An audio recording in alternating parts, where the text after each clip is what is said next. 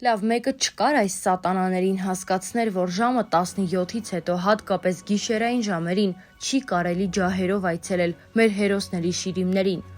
Միթե այս անհայրենիք ազգադավները չեն հասկանում, որ եռաբլուրը իրենց համար հուշահամալիր չէ։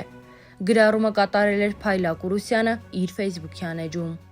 Արցախի ԱԳՆ հայտարարությունը։ Արցախի հանրապետության արտաքին գործերի նախարարությունը 2020 թվականի սեպտեմբերի 27-ին Ադրբեջանի կողմից Արցախի դեմ պատերազմի սանձազերծման տարելիցի կապակցությամբ հայտարարություն է տարածել։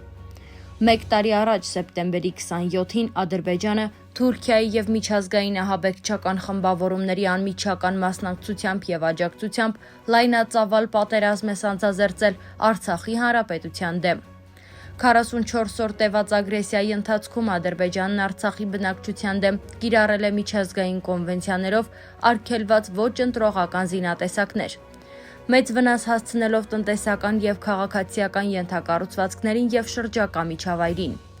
Պատերազմի հետևանքով հազարավոր մարդկանց կյանքեր են կորսվել, իսկ Արցախի հանրապետության տարածքի մեծ մասը օկուպացվել է։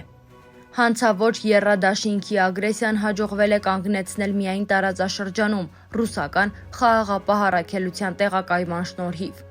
Սակայն անգամ ռազմական գործողությունների դադարեցումից հետո Ադրբեջանը պետական մակարդակով շարունակում է ակնհայտ, ագրեսիվ, հայատյաց եւ զավթողական քաղաքականությունը։ Կոպտորեն խախտելով բոլոր պայմանավորվածությունները, միջազգային իրավունքի նորմերը եւ մարդասիրության սկզբունքները։ Առ այսօր Ադրբեջանում անմարդկային պայմաններում պահվում են բազմաթիվ ռազմագերիներ, պատանդներ, որոնք ենթարկվում են կտանքների եւ նվաստացուցիչ վերաբերմունքի։ Արցախի օկուպացված տարածքներում համակարգված կերպով իրականացվում է մշակութային ցեղասպանություն, հայկական պատմական ժառանգության ոչնչացում։ Պարբերաբար խախտվում է հրադադարը հոգեբանական ճնշման եւ ահաբեկման միջոցով Արցախը հայաթափելու նպատակով։ Այսօր առավել քան երբևէ հաստատակամ ենք ամրապնդելու եւ զարգացնելու մեր անկախ եւ ինքնիշխան պետականությունը եւ ինքնուրույն որոշելու մեր քաղաքական ապագան, բացառելով ցանկացած կարգավիճակ Ադրբեջանի կազմում։ Արցախի արտաքին քաղաքական առաջնահերթությունները շարունակում են մնալ Արցախի հանրապետության անկախության միջազգային ճանաչումը, աշխարհքաղաքական սուբյեկտայնության պահպանումը, Արցախի տարածքների դեօկուպացիան, ԵԱՀԿ Մինսկի խմբի շրջանակներում բանակցային գործընթացի շարունակումը Արցախի լիիրավ մասնակցությամբ, տարբեր երկրների եւ կառույցների հետ հարաբերությունների զարգացումը։ Բոլոր այս նպատակների արդյունավետ իրականացման գրավականը Հայաստան-Արցախ սփյուռք եռամիասնության ամրապնդումը եւ իրատեսական ու պետականահեն արտաքին քաղաքականության վարումն է։ Այս վշտալի օրը մենք հպարտանում ենք հայրենիքի պաշտպանների քաջությամբ եւ հերոսությամբ եւ հարգանքի տուրք մատուցում Արցախի ազատության եւ անկախության համար իրենց կյանքը զոհաբերած նվիրյալների հիշատակին։ Կեցցե Արցախի հանրապետությունը, նյութի աղբյուրը լրագիր է։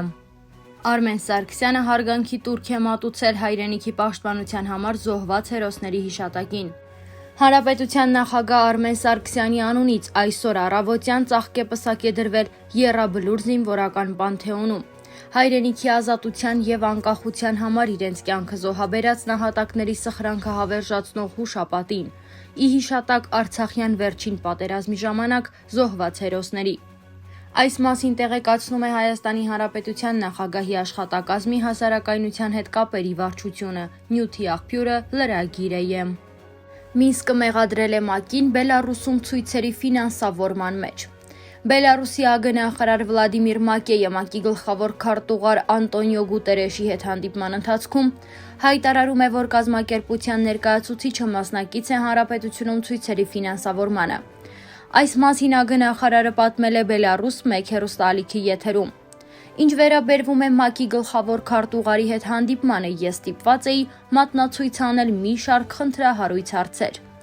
որոնք ի հայտ են եկել վերջին ժամանակներս այդ կազմակերպության հետ մեր հարաբերություններում։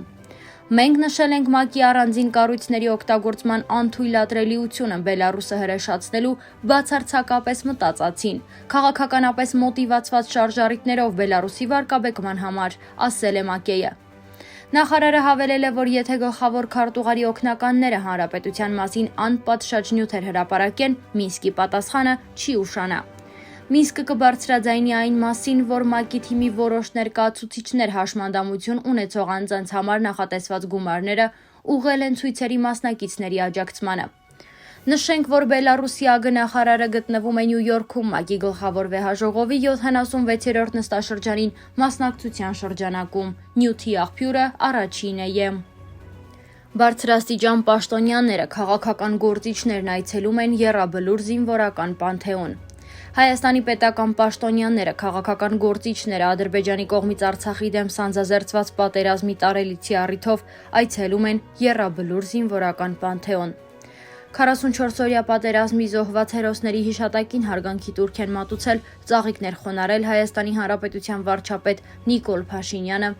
Անվտանգության խորհրդի քարտուղար Արմեն Գրիգորյանը, փոխվարչապետ Սուրեն Պապիկյանը, տարածքային կառավարման եւ ենթակառուցվածքների նախարար Գնել Սանոսյանը եւ այլ պաշտոնատար անձինք։ Զինվորական պանթեոն է այցելել նաեւ Լուսավոր Հայաստան կուսակցության նախագահ Էդմոն Մարուքյանը, կուսակցության այլ ներկայացուցիչներ եւ տարբեր քաղաքական գործիչներ։ Սեպտեմբերի 27-ին լրանում է Ադրբեջանի կողմից Արցախի դեմ սանձազերծված 44-օրյա պատերազմի տարելիցը։ Չնայած նոյեմբերի 9-ի եռակողմ հայտարարությանը Ադրբեջանը մինչև օրս հրաժարվում է ամբողջությամբ վերադարձնել հայ գերիներին։ Նյութի աղբյուրը առաջինը է։ Ուղիղ 1 տարի առաջ սեպտեմբերի 27-ին սկսվեց Արցախյան 44-օրյա պատերազմը։ 2020 թվական սեպտեմբերի 27 ժամը 7:10 տեղի ունեցավ ամենասարսափելին, սկսվեց 44-օրյա պատերազմը։ Առաջին իսկ պահից պարզ էր, սա հերթական Արցախա-ադրբեջանական սահմանային միջադեպը չէ, բայց ոչ ոք չէր էլ պատկերացնում, որ այն կտևի 44 օր։ Ադրբեջանական զինված ուժերում Թուրքիայի ակնհայտ աջակցությամբ, ինչպես նաև վարձկանների ներգրավման պայտորվանից սկսվեց ռմբակոծվել Արցախի բնակավայրեր, մայրաքաղաք Ստեփանակերտից մինչև այլ քաղաքներ եւ գյուղեր։ Հայաստանում եւ Արցախում այդ օրերին հայտարարվել էր ռազմական դրություն եւ զորահավաք, բազմաթիվ հայորդիներ կամավոր մեկնում էին ռազմաճակատ, 44 օր շարունակ կենացու մահու կռիվ տալով հայրենի հողը պաշտպանելու համար։ Ադրբեջանական զինված ուժերը Արցախի դեմ մղված պատերազմի ողջ ընթացքում կիրառում էր չթույլատրված զինատեսակներ, այդ թվում քաղաքացիական բնակչության նկատմամբ։ Առկա են բազմաթիվ իրեղեն ապացույցներ, որ թշնամին խոշտանգում է հայ գերիներին։ Չնայած ԵԱՀԿ Մինսկի համանախագահող երկրների միջնորդությամբ ձեռք բերված հումանիտար հրադադարի վերաբերյալ պայմանավորվածությանը Ադրբեջանը այն խախտում էր։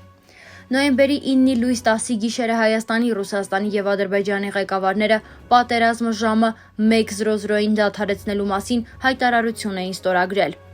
Չնայած նոյեմբերի 9-ի եռակողմ պայմանավորվածությանը անգամ 1 տարի անց ադրբեջանական կողմը չի վերադարձնում բոլոր հայ ռազմագերիներին։ Նյութի աղբյուրը առաջինը է։